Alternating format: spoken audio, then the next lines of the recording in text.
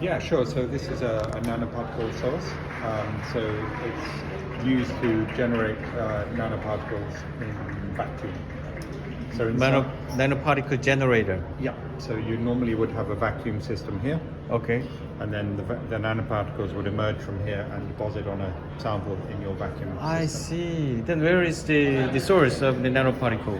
So this is a cross-section fluid actually. I know. Oh, so let me go back. So inside here Yes. is a sputtering source. I see you sputter a metal. Yes. Then you can make a metal nanoparticle. Yes, that's right. Yeah. So it's plasmonic effect. No? Well, it's a sputtered Sputter, just a sputter. yeah. I see. Sputtered nanoparticle, and then they spend time in this higher pressure region, Yes. but it's a much higher pressure magnetron than normal. And so, in the high pressure, the atoms thermalize, and then they begin to condense into nanoparticles, and they drift towards the exit. And they must have charge. Some of them have a charge, 50%. They're not all of them. Some are neutralized, in neutral. I see. But they drift towards the exit. When they get to the exit, they stop growing. So that means if you can determine the size of the nanoparticles in this high pressure region, you can also determine their size. Okay. So what that means is that we can, by changing the parameters in the source, you can change the mean size. So these are mass spectra of silver nanoparticles. So these ones have a mean size of 2 nanometers, and Okay. these ones have a mean size of 6 nanometers. And you can do that by, for example, moving the sputter source further out or in. Okay. If it's further out, they spend more time in there, so they get bigger. Okay. And if it's further in, less time, they get smaller. But also you change the plasma temperature All right. and the cooling and the power inside the source, and which also changes the nanoparticle diameter, but also the shape and Okay. the morphology. So in this case, you have to accelerate nanoparticles to the target. Yes, you can do, yes. So you apply charge, the opposite charge to the target.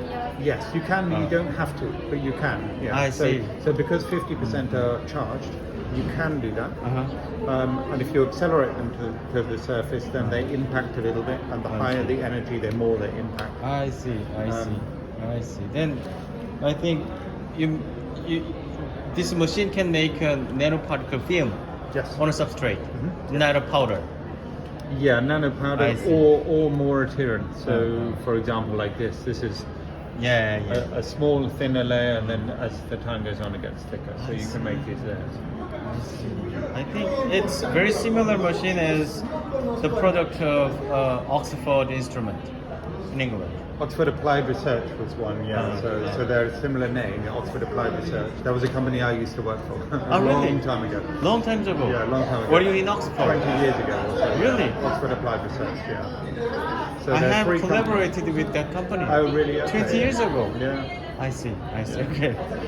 But yeah, this is a little bit different. It's much smaller, and we also Yes, it's very small. yeah. Oh. So, but it also still has liquid nitrogen cooling, and water cooling. We have a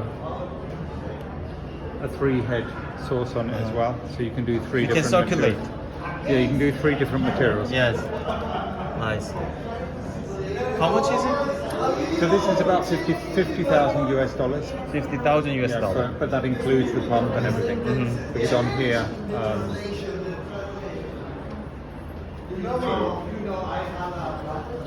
so the whole system like this with a turbo pump and a backing pump and an LC is $50,000 US dollars. Okay. And then the mass filter is about 20,000. And if you want the upgrade of the 3-head, so this is a triple, that's maybe another 15,000 US dollars. So in total, if you get everything, it's something like $75,000, but the base model is $55,000. So the company name is THERIS? Yes, there is, yeah. I see. It's in England. In the UK, yeah. UK. I see. Very nice. Okay, thank you very much for the information.